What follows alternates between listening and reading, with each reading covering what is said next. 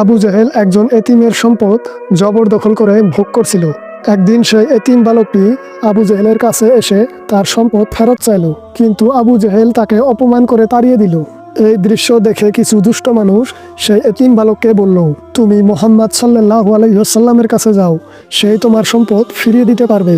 সেই দুষ্ট লোকদের উদ্দেশ্য ছিল আবু জেহেল আর বিশ্বনবীর সাথে ঝগড়া বিবাদ সৃষ্টি করা, কারণ বিশ্বনবী কোনো অন্যায় দেখলে চুপ করে থাকতেন না।